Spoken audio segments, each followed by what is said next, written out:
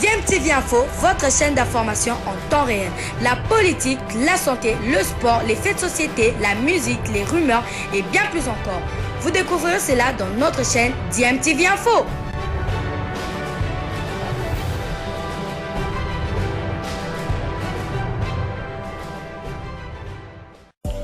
Vous êtes sur DMTV, bonjour ou bonsoir, tout dépend de l'heure à laquelle vous nous suivez. Tout plaisir est pour nous de vous retrouver, mais surtout de savoir que vous êtes nombreux en train de suivre votre chaîne YouTube DMTV. DMTV qui vous propose l'actualité, vous propose également des analyses et des réflexions sur des sujets d'actualité, sur des faits sociaux, tout simplement sur des réalités que nous observons ici chez nous en République démocratique du Congo.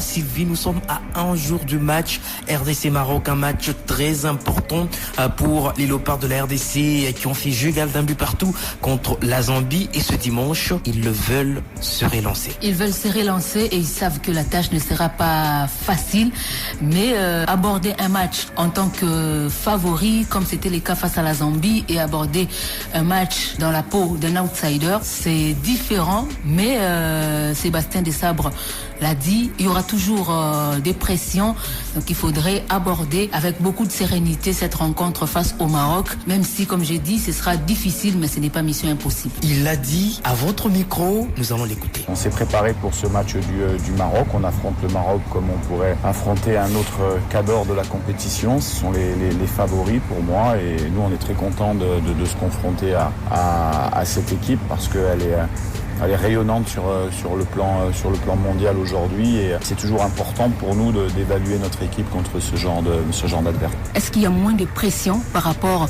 au match face à la Zambie qui est juste derrière? Non, mais tous les matchs, alors on peut parler de pression, mais au final toutes les équipes ont la pression sur les trois matchs. Je pense que la pression elle est partagée. Après, non, nous on est contents, on est vraiment contents de jouer cette équipe du Maroc, parce que ça nous donne la possibilité aussi de montrer de quoi on est capable contre de bonnes équipes. Est-ce qu'il y aura des changements sur le 11 de départ par rapport à ce que vous avez proposé contre la Zambie? Vous le découvrirez, je pense, à 1 heure avant le coup d'envoi, je pense. Tout le monde est prêt à jouer la totalité des matchs. Il y a une union et une solidarité dans notre équipe qui est à la hauteur du respect qu'on a pour ce maillot. Sylvie Meillat, c'était là Sébastien Desabre, sélectionneur principal, mais avant cette interview avec vous au micro Top Congo, il était en séance d'entraînement l'avant-dernière avec les Léopards, et une particularité, ils ont reçu la visite de ces anciens Léopards, toutes générations confondues. Qu'est-ce que ça peut jouer dans les têtes de ces joueurs à un jour de cette rencontre? Je le disais déjà dans l'édition de jeudi, avec la visite du ministre des Sports et Loisirs, c'est comme ça pour rebooster les morales, parce que les joueurs, ils sont dans les villages de la Cannes, c'est très loin de la ville. Et voilà, ils peuvent se sentir dépaysés, ils peuvent se sentir seuls, mais quand ils reçoivent comme ça de la visite, ça leur fait du bien. Et aujourd'hui, ils ont reçu justement la visite de ceux comme eux avant ont porté les couleurs nationales. D'autres ont pu jouer les phases finales des Cannes, d'autres non, mais les dénominateurs communs restent ce maillot qu'ils ont tous défendu, et je pense que c'est une très bonne chose avant ce match face au Maroc, qui est important même s'il n'est pas encore décisif. Voilà, c'était là au lycée technique de San Pedro, et parmi ces anciens léopards qui ont pris parole, il y avait Jean Mafou Kibongué, dit Seigneur Kibongué, et parmi ceux qui ont remporté les 2 cannes de la RDC 68 et 74, et il a également joué à la Coupe du Monde avec la RDC.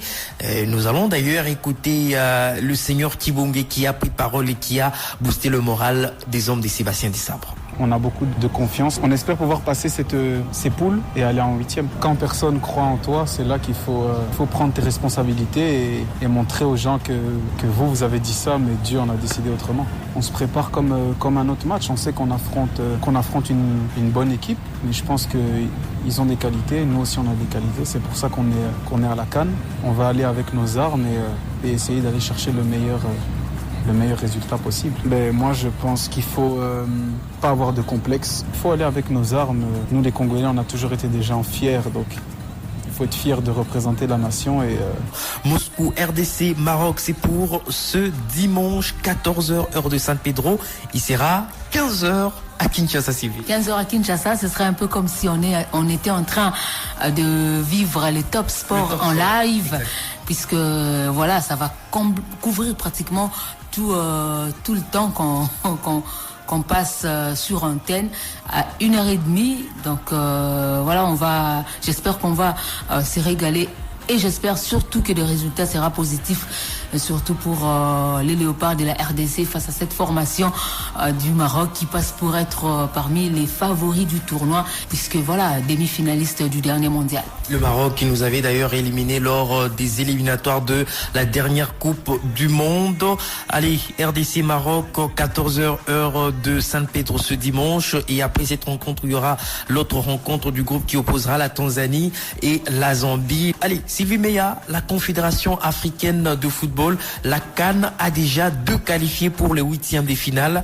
Et c'était déjà hier qu'on a connu ces 2 qualifiés. Nous avons le Cap-Vert, nous avons également le Sénégal. Le Cap-Vert qui a créé la sensation, premier qualifié et surtout assuré de terminer premier du groupe B, là où on retrouve quand même le Ghana et l'Égypte. Et après qualification logique du Sénégal qui a montré toute sa force devant le Cameroun, des Lions indomptables qui ont été largement domptés par les Lions de la Teranga dans ce duel des Lions. Et après, il y a également la formation de la Guinée qui a pris une option après sa victoire 1-0 sur la Gambie. C'était le dernier match ou le 3e de cette soirée de vendredi, avant bien sûr les rencontres de ce samedi. Les rencontres de ce samedi, Sylvie, déjà tout à l'heure à 14h, les Fennecs d'Algérie vont tenter de se relancer